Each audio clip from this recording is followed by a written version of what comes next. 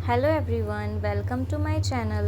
अपने इंग्लिश को और इम्प्रूव करने के लिए रेडी हो जाइए। आज हम सीखेंगे 5 नए और काम आने वाले वर्ड्स। तो चलिए शुरू करते हैं। पहला वर्ड है हमारा डीमन। डीमन का क्या मतलब होता है? डीमन का मतलब असुर या राक्षस होता है।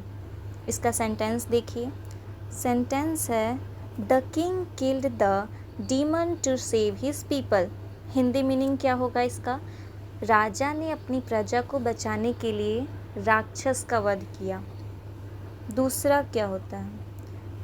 दूसरा सेंटेंस है he is a demon at chess, no one can beat him easily. इसका क्या मतलब हो रहा है? इसका मतलब है वह शतरंज में माहिर, मतलब राक्षस जैसा माहिर है।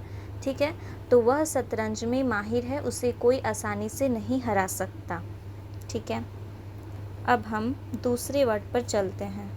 हमारा दूसरा वर्ड है इंड्योरेंस।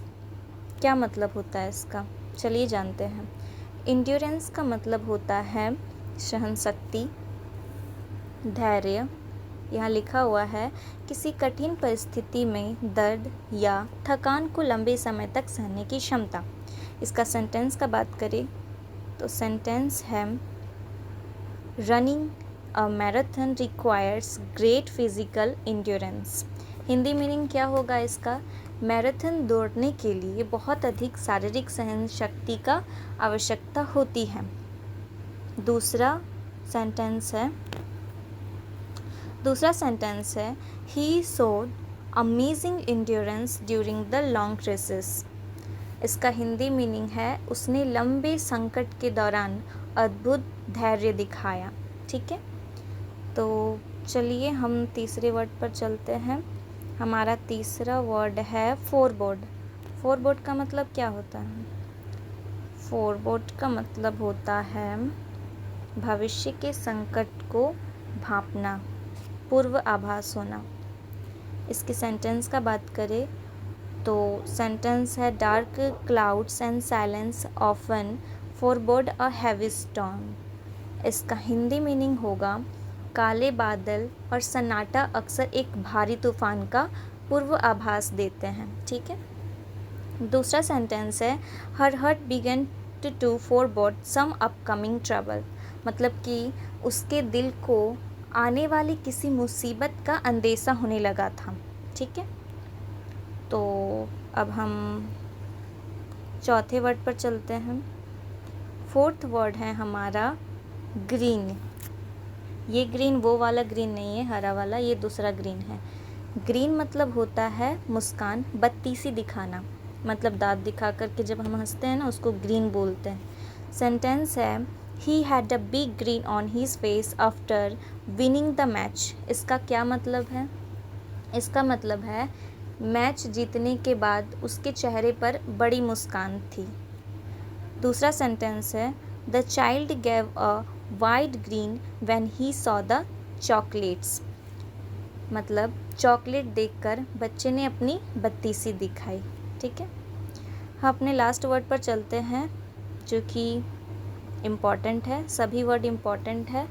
आप ज़्यादा से ज़्यादा ट्राई कीजिए कि आप इस वर्ड को बार बार यूज़ करें। बार बार यूज़ करने से होता है ये जितने भी वर्ड है आपको हमेशा के लिए याद रह जाता है। तो ठीक है, फिफ्थ वर्ड है हमारा हैडीज़।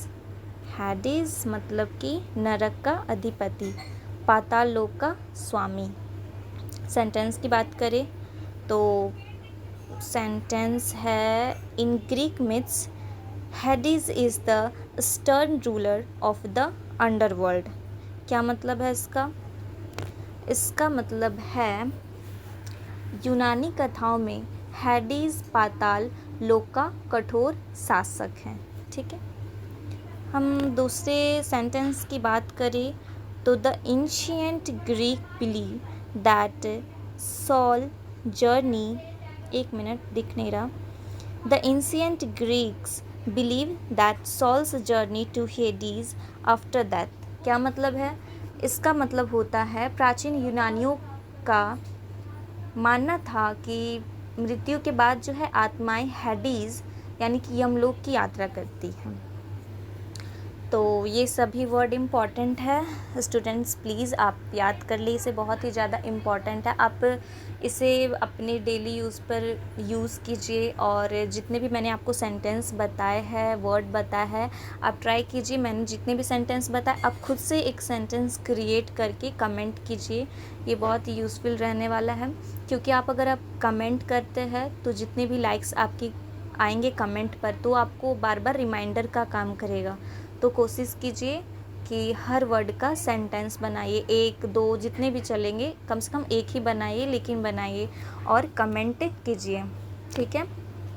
और thank you for watching my video and like, subscribe, thank you.